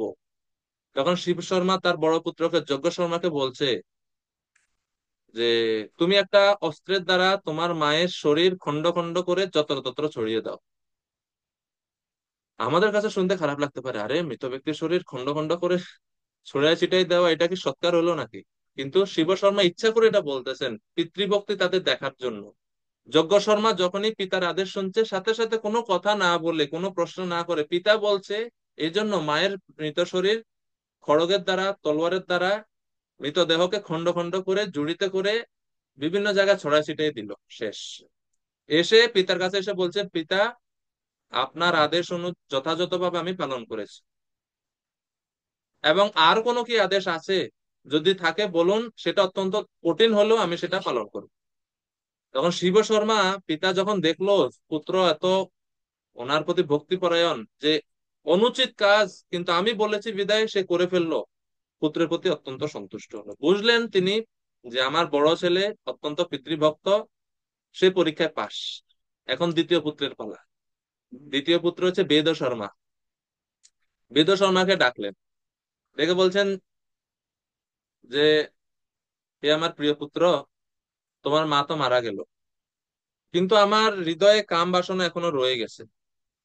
এগুলা শিব শর্মা কিন্তু এরকম শ্রেণীর না, কিন্তু অভিনয় করে পুত্রদের পিতৃভক্তি কতটুকু আছে সেটা বোঝার জন্য, পরীক্ষা করার জন্য এরকম বলছেন। তো শুনে আপনারা কনফিউজ হবেন না এটা আবার। তো শিব শর্মা বলছেন যে আমার হৃদয়ে কাম বাসনা এখনো প্রতীত হচ্ছে না, আমি বিয়ে করব, আমার জন্য সুন্দরী স্ত্রী দেখে আনো। সুন্দরী স্ত্রী তো ওই শিব শর্মা ব্রাহ্মণ, তিনি মায়া শক্তির দ্বারা একটু কাছেই এক সুন্দরী নারী মূর্তি তৈরি করে রাখলেন, সেটাও মায়ার দ্বারা রচিত। এবং ওই বেদ শর্মা ছেলেকে, দ্বিতীয় পুত্রকে বলছে, ওই যে সুন্দরী রমণী দাঁড়িয়ে আছে তাকে তুমি আমার, আমি তাকে বিয়ে করব, আমার জন্য তাকে নিয়ে আসো। পিতার আদেশ, বেদ শর্মা পিতাকে প্রণাম করে ওই মায়া রূপী যে নারী, আসলে নারী না, এটা মায়ার দ্বারা নির্মিত, বেদ শর্মা দেখতেছে একটা নারী মূর্তি, নারীর কাছে গিয়ে বলতেছেন যে হে মাতা, হে দেবী, আমার পিতা আপনাকে বিয়ে করতে চায়, আপনি আমার পিতাকে, আমার পিতার সেবা কার্যে নিজেকে নিযুক্ত করেন। এখন ওই মায়ার রূপী নারী বলছে, আরে তোমার পিতা অত্যন্ত বৃদ্ধ, তিনি আমাকে কি বিয়ে করবে, আর আমি হচ্ছে যৌবন নব যৌবনা সুদর্শনা নারী, আমি তোমার পিতাকে বিয়ে করতে পারবো না, আমার সাথে তোমার বয়সে মিলে তুমি আমাকে বিয়ে করো। ওই নারী মূর্তি বলছে। এখন বেদর্শনরা বলছেন যে এটা কখনো সম্ভব না, আমি আমার পিতার আদেশ পালন করার জন্য এখানে আসছি, আমি আপনার কাছে অনুরোধ করছি যে এই মনোভাব আপনি ত্যাগ করুন, এবং অনুরোধ করছি আপনি আমার পিতার সেবায় নিজেকে নিযুক্ত করুন। তখন সেই নারী মূর্তি বলছে, আমি তোমার কথা রাখতে পারি, তুমি তোমার পিতার জন্য এত কিছু করতে পারো, নিজের সুখ ত্যাগ করতে পারো, তাহলে আমার একটা শর্ত রাখো, তুমি যদি এই শর্ত পূরণ করতে পারো তাহলে আমি তোমার পিতার সেবা করব, তোমার পিতার নিকট গমন করব। কি? এখনই তোমাকে আমার সামনে ইন্দ্র এবং মহাদেবকে প্রকটিত করতে হবে। তুমি যদি এখনই এই মুহূর্তে আমার সামনে ইন্দ্র এবং মহাদেবকে দর্শন করাতে পারো আমাকে, তাহলে আমি তোমার কথা রাজি হব। এখন বেদ শর্মা পড়লেন আরেক বিপদে। ইন্দ্র এবং মহাদেব তো এমন না যে পাশের বাড়ির থাকে, ইন্দ্র আর মহাদেব ডাকলে না চলে আসলো, এরকম তো না। ওনারা সব হচ্ছে বড় বড় পদে আছেন, ওনাদের সন্তুষ্ট করা কঠিন। কিন্তু বেদ শর্মা তার পিতার আদেশ, যেহেতু পিতা বলছে সেই নারীকে আনার জন্য, পিতার আদেশ পালন করার জন্য সে ধ্যান মগ্ন হলেন, এবং ধ্যানের মাধ্যমে স্বর্গ থেকে ইন্দ্র এবং মহাদেবকে আমন্ত্রণ করেন সেই নারীর মূর্তির সামনে দাঁড় করালেন। বেদ শর্মা সামনে ইন্দ্র এবং শিবজি আসলেন, এসে বলছেন, কেন তুমি আমাদেরকে ডাকলে, কোনো বর চাও? তখন বেদ শর্মা বলছেন, আপনারা যদি আমার প্রতি প্রসন্ন হন তাহলে আমার আমার যাতে পিতৃভক্তি আরো বৃদ্ধি পায় সেই আশীর্বাদ করুন, এবং আমি যদি ভগবানের ভক্তি করতে পারি সেই আশীর্বাদ করুন। ইন্দ্র এবং মহাদেব শিবজি বলছেন, ঠিক আছে তথাস্তু, বলে ওনারা এখান থেকে অন্তর্হিত হলেন। সেই মায়া নারী বলল যে তোমার প্রতিজ্ঞা আমি দেখলাম, আমার কোনো দেবতার প্রয়োজন নাই, হ্যাঁ, আমি দেবতাদের দেখার দরকার নাই আমার, আমার আরেকটা ইচ্ছা আছে, সেই ইচ্ছা তোমাকে পূরণ করতে হবে। বলছে আরেকটা ইচ্ছা কি? বলছে তুমি পিতার জন্য এত কিছু করতে পারতেছো, পিতার জন্য তুমি আমাকে চাচ্ছ, তোমার পিতার জন্য, তাইলে আমি তোমার পিতাকে গ্রহণ করব, তুমি নিজ হাতে তোমার মস্তক ছেদন করে আমাকে দিতে হবে। বেদস্যমা বলছেন, তা এত দেরি কেন করতেছেন, তা আগেটা আগে বললেই তো হতো। সাথে সাথে তলোয়ার নিয়ে নিজের শিরচ্ছেদন করে সেটা নারী মূর্তির হাতে দিলেন বেদশর্মা। এবং যখন বেদশর্মা শুনছে যে তোমার শিরচ্ছেদ করতে হবে পিতার সন্তুষ্টির জন্য, বেদশর্মা বলছেন, বাহ, আমি অনেক ধন্য হয়ে গেলাম আজকে, যে আমি পিতৃ ঋণ থেকে মুক্ত হলাম, আমার শরীর উৎসর্গ করে আমি পিতার সেবা করছি। এই কথা বলে নিজের শরীর কেটে ওই নারীর হাতে দিয়ে দিল। আর সেই নারী বেদ শর্মার কাটা মাথা শিব শর্মার কাছে গিয়ে দিয়ে বললেন যে, ব্রাহ্মণ দেখুন, আপনার পুত্র বেদ শর্মা আপনার জন্য নিজেই নিজের মস্তক ছেদন করে পাঠালো, আপনি এটা গ্রহণ করুন। তো সেই পিতৃভক্ত পুত্র আপনার জন্য তার নিজের উত্তম অঙ্গ দিয়ে দিল, আপনি এটা এখন আমি আপনার হলাম। এইভাবে নারী মূর্তি বেদ শর্মার কাছে বলল, আহ শিব শর্মার কাছে বলল। তো এই কথা শুনে বেদ শর্মার দুই ভাই, তারা ভয়ে, অন্য দুই ভাই ভয়ে তারা কাঁপছে, বলছে যে আমাদের মা একটু আগে প্রাণ ত্যাগ করলেন, এখন আমাদের ভাইও পিতার জন্য, পিতার সন্তুষ্টির জন্য প্রাণ ত্যাগ করলেন। আমাদের ভাইরা কত ভক্তিপরায়ণ পিতার প্রতি, এভাবে তারা হৃদয়ে ভয় পাচ্ছিলেন। তো ব্রাহ্মণ শিব শর্মা যখন এইরকম শুনলো যে বেদ শর্মা তার নিজের শিরচ্ছেদ করলো, সেটা শুনে অত্যন্ত সন্তুষ্ট হলেন যে আমার ছেলেরা আমার প্রতি কত ভক্তিপরায়ণ, এরা কলিযুগের ছেলেদের মতো না। তো তখন শিব শর্মা, এই বেদ শর্মা দ্বিতীয় পুত্রের কাটা মানে শিরচ্ছেদ তো কাটা মাথা তার তৃতীয় পুত্র ধর্ম শর্মার ধর্ম শর্মার হাতে দিয়ে বলল, তোমার ভাইয়ের মস্তক গ্রহণ করো। ধর্ম শর্মা তার ভাইয়ের মস্তক হাতে নিল, নিয়ে এখন পিতা বলছে, ধর্ম শর্মাকে বলছে, তুমি তোমার ভাইয়ের, তুমি যদি আমার সন্তুষ্ট বিধান করতে চাও তাহলে তোমার ভাইয়ের প্রাণ ফিরিয়ে আনো। তখন ধর্ম শর্মা কি করলো, সেই মস্তক ভাইয়ের কাটা মাথা নিয়ে তপস্যা করতে বসে গেল। তপস্যা বলে, সততার বলে এবং পিতৃভক্তির বলে, ভগবানের ভক্তি বলে তিনি আরাধনা শুরু করলেন যমরাজের। কারণ মৃত্যুর পরে যমরাজের কাছে যায় সবাই বিচারের জন্য। যমরাজ হচ্ছে ধর্মরাজ। ধর্মরাজ এই ধর্ম শর্মার সামনে আবির্ভূত হয়ে শিব বলছে, যমরাজ বলছে, কেন তুমি আমাকে ডাকলে, কি চাও? তখন ধর্ম শর্মা বলছে যে, আপনি যদি আমার তপস্যা এবং পিতৃভক্তিতে সন্তুষ্ট হন, প্রসন্ন হন, তাহলে এই যে আমার ভাই বেদ শর্মা, তার ছিন্ন মস্তকটি তার ছিন্ন দেহের সাথে যুক্ত করে তার প্রাণ ফিরিয়ে দিন। আমি আর অন্য কোনো কিছু আপনার কাছে চাই না। তখন ধর্মরাজ বলছেন, তথাস্তু বলে সাথে সাথে যমরাজ তার কাটা মাথা শরীরের সাথে যুক্ত করে তাকে আবার জীবিত করে ফিরিয়ে দিলেন। তখন ধর্ম শর্মা বেদ শর্মার কে নিয়ে পিতার কাছে গেলেন। তখন ধর্ম শর্মা দেখলেন যে দুই পুত্রই উপস্থিত। তখন শিব শর্মা তাদের পিতৃভক্তির পরিচয় পেয়ে কোনো কথা না বলে অত্যন্ত সন্তুষ্ট হলেন। এখন চতুর্থ পুত্রকে তিনি ডাক দিলেন। তিনজনের পরীক্ষা শেষ, চতুর্থ জন হচ্ছে বিষ্ণু শর্মা। বিষ্ণু শর্মাকে বলছেন, পুত্র, আমি বৃদ্ধ হয়ে গেছি, আমার ইন্দ্রিয়গুলো এখন ঠিকমতো কাজ করতেছে না, শরীরে এখন রোগ ব্যাধি ভর করছে। আমি যে এই মাত্র বিয়ে করলাম, ওই যে একটু আগে নারী মূর্তি বিয়ে করলো না, সবই কল্পনা, কিন্তু বিয়ে করলেন তিনি। আমি বিয়ে করলাম কিন্তু আমি বৃদ্ধ হয়ে গেছি। তো এই জন্য আমি যদি অমৃত খেতে পারতাম, অমৃত পেতাম, তাহলে অমৃত খেয়ে আমি আবার পূর্ণ যৌবন সম্পন্ন হতে পারতাম। তুমি কি স্বর্গরাজ্য থেকে আমার জন্য অমৃত নিয়ে আসতে পারবে? বিষ্ণু শর্মা বলছেন, তো কেন না, এখনই আমি যাচ্ছি। পিতার ইচ্ছা, অমৃত পান করবে, স্বর্গরাজ্য থেকে অমৃত ছিনিয়ে আনার জন্য বিষ্ণু শর্মা রওনা দিলেন। আর এইদিকে ইন্দ্র যখন জানতে পারছে যে বিষ্ণু শর্মা আসতেছে স্বর্গ থেকে অমৃত নেওয়ার জন্য, ইন্দ্রের প্রেস্টিজে লাগছে। বলছে, কি এই জড়জগৎ থেকে, মর্তলোক থেকে সাধারণ একটা ছেলে এসে, ব্রাহ্মণ এসে স্বর্গরাজ্য থেকে অমৃত নিয়ে যাবে, আর আমরা সমস্ত দেবতারা বসে বসে দেখবো? হতেই পারে না। দেবরাজ ইন্দ্র অপ্সরা মেনকাকে সামনে পাঠালেন, বলছেন গিয়ে তুমি বিষ্ণু শর্মাকে মোহিত করো, সে যাতে অমৃত না নিতে পারে। মেনকা দেবরাজ ইন্দ্রের আদেশ পেয়ে বিষ্ণু শর্মার সামনে এসে উপস্থিত। তাকে মোহিত করার জন্য, বিচলিত করার জন্য বিভিন্ন চেষ্টা করছে।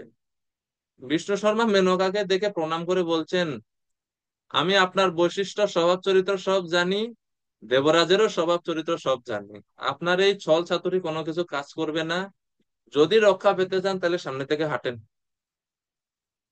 বিষ্ণু শর্মার ব্রাহ্মণের তেজ, তার সত্য তপস্যার তেজ দেখে মেনকা আর কিচ্ছু করতে পারলো না। ব্রাহ্মণ মেনকার দিকে তাকায়নি, দেবরাজের দিকে হাঁটা ধরছে। দেবরাজ তিনি আহ, তখন যখন দেখলেন যে স্বর্গে প্রবেশ করছে, অমৃত নিয়ে নিবে, ইন্দ্র বিভিন্ন রকম ভয় দেখানো শুরু করলো। মায়ার দ্বারা বিভিন্ন মানে ভয়ঙ্কর রূপ, ভয়ঙ্কর পরিবেশ সৃষ্টি করলেন, যাতে অমৃত যে স্থানে আছে সেই স্থানে বিষ্ণু শর্মা না যেতে পারে। কিন্তু বিষ্ণু শর্মা তার ভক্তির দ্বারা সমস্ত মোহ কাটিয়ে, যেহেতু সে সধর্ম নিরত ছিল, তার সমস্ত বিঘ্ন অতিক্রম করে তিনি অমৃত নিয়ে নিলেন। নিয়ে পিতার কাছে, পিতার হাতে দিলেন, শিব শর্মার কাছে। এবং বলছেন শিব শর্মাকে যে, পিতাশ্রী, এই অমৃত আপনি গ্রহণ করুন, এবং গ্রহণ করে আপনি চির যৌবন লাভ করুন। এবং যখন অমৃত পেলেন শিব শর্মা, তখন তিনি খুবই সন্তুষ্ট হলেন। পরীক্ষা শেষ চার পুত্রের। এখন শিব শর্মা চার পুত্রের এই পিতৃভক্তি এবং তাদের তপস্যা বল দেখে সন্তুষ্ট হয়ে বলছে, তোমরা আমার কাছে কোনো বর চাও। তখন এই চার পুত্র একসাথে বর চাইলেন যে, আমাদের অন্য কোনো বর চাই না, আমরা একটাই বর চাই, আমরা যাতে আপনার প্রতি আমাদের এই পিতৃভক্তি আরো বৃদ্ধি পায় দিন দিন। আরেকটা বর আছে, সেটা হচ্ছে এই যে একটু আগে আমাদের মা দেহত্যাগ করলো, আপনি যদি আমাদেরকে বর দিতে চান তাহলে আমাদের মা যাতে আবার পুনরায় ফিরে আসে। তখন শিব শর্মা পুরো কাহিনীটা বুঝাইলেন যে আসলে এই যে আমি বিয়ে করলাম, এই যে নারী মূর্তিটা ছিল মায়া, এবং তোমার মা, তোমাদেরও মা মারা যায়নি, তিনি আসলে জীবিতই আছে। তো এইভাবে তখন আবার তাদের মাকে ওনারা ফিরে পেলেন। শিব শর্মা তাদের মাকে সামনে নিয়ে আসলেন তপস্যার প্রভাবে। এই বলে তখন আহ, পঞ্চপুত্র তাদেরকে শিব শর্মা বলছে, আরো কোনো বর চাও, তোমাদের মা তো ফিরে আসলো, আর কোনো বর চাও। তখন বলছে, বর তো আর জড়জাগতিক কিছু আমরা চাই না, একটাই বর চাই, আপনি আমাদেরকে ভগবানের ধাম যাতে আমরা গমন করতে পারি সেই বর দিন। তখন পিতা বলছেন, তথাস্তু। তথাস্তু বলে চার পুত্রকে ভগবানের ধামে ওনারা গমন করলো, পিতার বর আশীর্বাদ লাভ করে বিষ্ণু বিষ্ণু লোক তারা লাভ করলো। তো জানে, প্রথমে বলছি ছেলে হচ্ছে পাঁচজন, চারজনের পরীক্ষা হয়েছে, চারজন পাস, চারজন চলে গেছে ভগবানের কাছে। আর আছেন আশ্রমে শিব শর্মা, তার পত্নী এবং সবচেয়ে ছোট ছেলে যে হচ্ছে সোম শর্মা। এখন সোম শর্মা ছোট পুত্রকে ওই অমৃত কলসি হাতে দিয়ে শিব শর্মা বলছেন, এই অমৃত কলসি পাহারা দাও তুমি, আমরা তীর্থযাত্রায় যাচ্ছি। তো শিব শর্মা তার স্ত্রীকে নিয়ে তীর্থে ভ্রমণে বেরোল, আর ছেলে সোম শর্মা এই অমৃতের কলস পাহারা দিচ্ছে। সোম শর্মার পরীক্ষা হয়নি, এখন বেদ শর্মা চাচ্ছেন সোম শর্মাকে আমি পরীক্ষা করব। তখন এই তীর্থ থেকে যখন ফিরে আসলেন, তখন তিনি মায়ার দ্বারা নিজেকে কুষ্ঠ রোগগ্রস্ত করলেন, এবং এই ওনার পত্নীও কুষ্ঠ রোগের দ্বারা আক্রান্ত হলো, এইরকম ওনারা নিজেদেরকে প্রদর্শন করলেন। তখন এই ছোট পুত্র সোম শর্মা 24 ঘন্টা পিতা মাতা সেবা করতে লাগলেন। পিতা মাতাকে খাওয়ানো, স্নান করানো, কাপড় চোপড় পরানো থেকে শুরু করে সব সেবা শুরু করে দিলেন ভক্তি সহকারে। কোনো ঘৃণা বা রাগ, অসন্তুষ্ট কিচ্ছু না। পূর্ণ ভক্তি সহকারে পিতামাতার সেবা করতে লাগলেন। এমনকি মল মূত্র পর্যন্ত পরিষ্কার করতে লাগলেন নিজের হাতে। হ্যাঁ, রান্না করে খাওয়ালেন, ভোগ দিন নিবেদন করে সব চাহিদা পূরণ করলেন এক কথায়। এখন এইটা যখন শিব শর্মা দেখলেন যে আমাদের পুত্র, ছোট পুত্র এত ভক্তি সহকারে আমাদের সেবা করতেছে, সেটা দেখে তিনি অনেক সন্তুষ্ট হলেন। সন্তুষ্ট হয়ে বলছেন যে পরীক্ষার মাত্রাটা একটু বাড়ানো দরকার, দেখি আর একটু মাত্রা বাড়িয়ে যে কতটুক ভক্তি পরায়ণ সে। তখন শিব শর্মাকে শিব শর্মা ছোট পুত্র সোম শর্মাকে বলছে যে আরে, আমাদের এখানে না অমৃত আছে, আমাদের বাড়িতে না অমৃতের কলসি আছে, অমৃত খেলেই তো আমি রোগ থেকে ভালো হয়ে যাই, তাইলে তো আর এত কষ্ট করতে হয় না। তো সোম শর্মা, তুমি গিয়ে ওই যে তোমাকে আমি তীর্থে যাওয়ার আগে অমৃতের কলসি দিয়ে গেলাম না, অমৃত কলসিটা নিয়ে আসো। এতক্ষণ পরে মনে পড়ছে। আর এইদিকে পিতা মায়ার দ্বারা এমন ভাবে ব্যবস্থা করলেন যে অমৃত কলসি খালি, মানে অমৃত যে আছে এটা এখন খালি হয়ে গেছে, কলসিতে কোনো অমৃত নাই। শিব শর্মা এটা করছেন জাস্ট দেখার জন্য যে ছেলে কি করে। এখন সোম শর্মা সে গিয়ে দেখতেছে, আরে অমৃত কলসি পাতলা পাতলা লাগে কেন, ঢাকনা সরাইয়া দেখা যায় খালি কলসি, অমৃত নাই ভিতরে। এখন চিন্তা করতেছেন পিতাজি এমনিতে কত কষ্ট পাচ্ছেন, এখন যদি বলি বা দেখে যে অমৃত নাই, তাহলে তো আরো বেশি ক্রোধান্বিত হবে আমার উপরে, আমি পিতার অসন্তুষ্টের কারণ হব। কি করব এখন আমি, অমৃত তো আর এমন না যে বাজার থেকে কিনে নিয়ে আসলাম। কি করা যায়? ওই স্বর্গরাজ্য থেকে বহুত যুদ্ধ করে অমৃত নিয়ে আসছে, অমৃত অ্যাভেলেবেলও না, ওই এক কলসি ছিল, ওটা নিয়ে আসছে। এখন আমি কি করব? তখন সোম শর্মা বলছে, যদি আমার তপস্যা সত্য হয়, আমি যদি সত্যবাদী হই, আমি যদি বিষ্ণু ভক্ত হই, এবং আমি যদি পিতার প্রতি ভক্তিপরায়ণ পূর্ণ থাকে আমার, তাহলে অবশ্যই এই অমৃত কলসি আবার পূর্ণতা লাভ করবে। এই বলে তপস্যা করা শুরু করছেন সেখানে, ভগবানের কাছে প্রার্থনা করা শুরু করলেন। আর ওনার এই ইন্দ্রিয় সংযম, পিতৃভক্তি, বিষ্ণু ভক্তি দর্শন দেখে সে অমৃত কলসি আবার পূর্ণ হয়ে গেছে। তখন সোম শর্মা সেই কলসি নিয়ে পিতার হাতে দিয়ে, এখন পিতা তো জানে যে কলসি খালি, কিন্তু এখন দেখা যাচ্ছে কলসি পূর্ণ। তখন সোম শর্মার প্রতি শিব শর্মা অত্যন্ত সন্তুষ্ট হলেন, এবং সেই অমৃত পান করে ওনাদের এই কুষ্ঠরোগ সব চলে গেল, সুস্থ হয়ে গেলেন, পুনরায় পুনরায় আবার ওনারা সুন্দর দেহের অধিকারী হলেন। সেটা দেখে সোম শর্মা অত্যন্ত সন্তুষ্ট হলো। তখন শিব শর্মা তার স্ত্রীকে নিয়ে, অর্থাৎ ওনারা দুইজনই পতিপত্নী, ওনারা ভগবানের ধামে চলে গেলেন ওনাদের তপস্যার প্রভাবে। আর শর্মাকে রেখে গেলেন এই জগতে যে তুমি তপস্যা করো। সোম শর্মা পিতামাতা যাওয়ার পরে পূর্ণ ইন্দ্রিয় সংযম করে, আহার আদি সংযম করে, কারো কাছ থেকে কিছু ভিক্ষা করতেন না, অযাচিত ভাবে যা পেতেন তা দিয়ে জীবনযাপন করতেন। এইভাবে তিনি তপস্যা করছেন বনের মধ্যে একলা। ক্রমশ দিন, মানে ওনার মৃত্যুকাল উপস্থিত হলো। ভগবান তখন দৈব ক্রমে ওই সময়ে যখন ওনার মৃত্যু হবে, ঠিক ওই সময়ে অনেক দৈত্য এবং অসুরেরা সেই স্থানে এসে উপস্থিত, এবং দৈত্যদের হঠাৎ এরকম দেখতে পেয়ে তিনি অত্যন্ত ভীত হয়ে গেলেন, এবং সেই ভয়ের দ্বারা ভীত অবস্থায় দৈত্যদের কথা চিন্তা করতে করতে তিনি মৃত্যুবরণ করলেন। এই কারণে মৃত্যুর পরে তিনি দৈত্যকুলে জন্মগ্রহণ করলেন। আর যেহেতু সারা জীবন অত্যন্ত কঠোর তপস্যা করছেন, এই জন্য ওনার বিষ্ণু ভক্তি ছিল পরবর্তী জীবনে অত্যন্ত অটুট এবং এত দৃঢ়। এই জন্য ছোটবেলা থেকে মায়ের গর্ভ, আবার যখন বিষ্ণু কৃষ্ণ কথা শুনলেন সেখান থেকে তো ওনার ভক্তি আরো বাড়লো।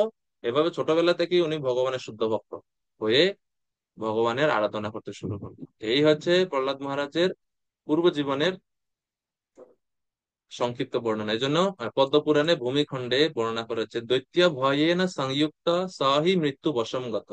এই কারণে প্রহ্লাদ বলছে, প্রহ্লাদ জাতিস্বর ছিল। এখানে পুরাণে বর্ণনা করা হয়েছে যে পূর্ব জীবনের কথা মনে মনে আছে। প্রহ্লাদ চিন্তা করছে, সারা জীবন ভগবানের স্মরণ করলাম, মৃত্যুর সময় একটু ভুলে গিয়ে আমার এই দৈত্যকুলে জন্মগ্রহণ করতে হয়েছে। তাই এখন এই জীবনে আর এক সেকেন্ডের জন্য ভুলবো না, কোনো বিপদের দ্বারা যাতে আমার বিষ্ণু ভক্তি ব্যাহত না হয়। তো এই জন্য প্রহ্লাদ মহারাজকে আমরা নববিধা ভক্তির কোন অঙ্গের জন্য স্মরণ করে থাকি? মনে আছে কারো? কেউ বলতে পারেন?